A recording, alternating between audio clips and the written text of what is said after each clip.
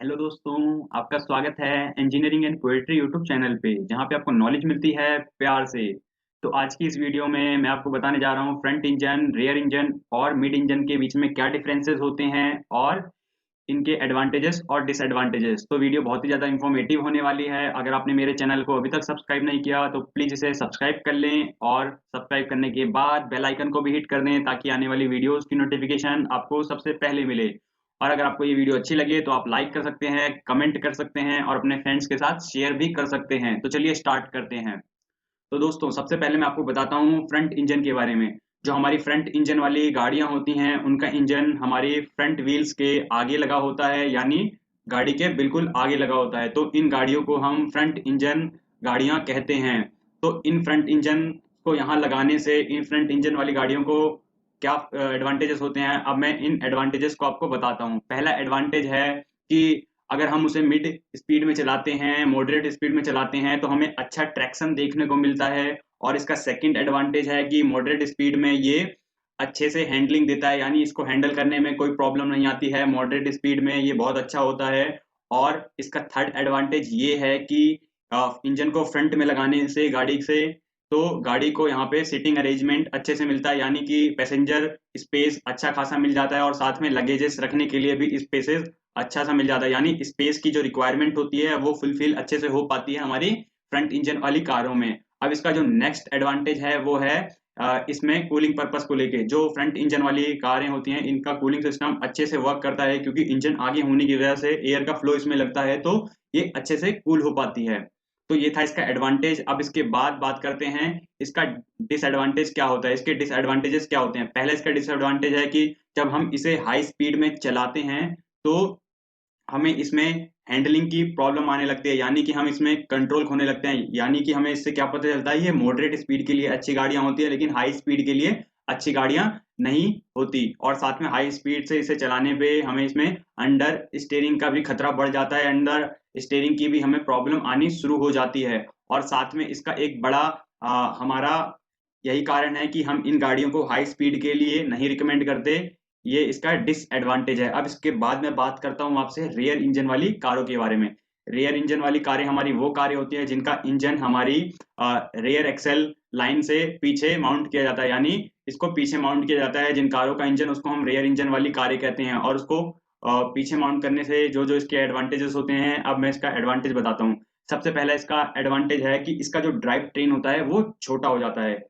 क्योंकि हमने इंजन पीछे माउंट कर दिया तो अब जो इंजन को पावर भेजनी है हमें व्हील्स तक ट्रांसमिशन के थ्रू, हमारे डिफरेंशियल के थ्रू, वो चीजें छोटा हो जाती हैं। तो यानी हमारा ड्राइव ट्रेन छोटा जाता है और इसका लॉसेस कम हो जाता है। अब इसके बाद जो इसका सबसे बड़ा एडवांटेज है वो है हमारा प्रोपेलर साफ्ट का। इसमें प्रोपेलर साफ्ट का यूज नहीं होता क्योंकि इंजन हमारा पीछे होता है। इंजन पीछे होने की वजह से ट्रांसमिशन भी हमारा पीछे होगा और ट्रांसमिशन के साथ हमारा डिफरेंशियल भी पीछे होगा। तो ट्रांसमिशन और डिफरेंशियल एक दूसरे में मिक्स हो जाते हैं, यानी कि आप कह सकते हैं एक दूसरे के साथ ये कनेक्ट हो जाते हैं। तो इसमें प्रोपेलर शाफ्ट का यूज नहीं होता। तो प्रोपेलर शाफ्ट का यूज नहीं होता तो उससे इसकी लेंथ भी कम हो जाती है और साथ में हमारा प्रोपेलर शाफ्ट का इसका खर्चा भी बच जाता है।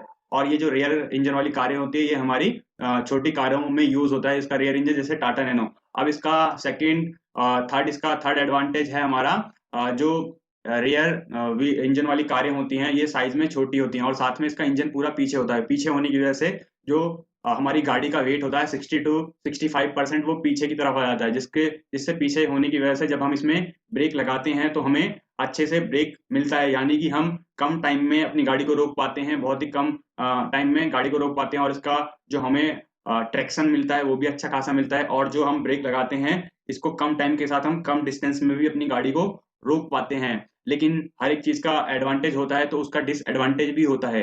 ये गाड़ी हाई स्पीड के लिए रिकमेंड की जाती है लेकिन जब हम इसको गाड़ी को स्लो चलाते हैं तो इसमें ट्रैक्शन की प्रॉब्लम आने लगती है।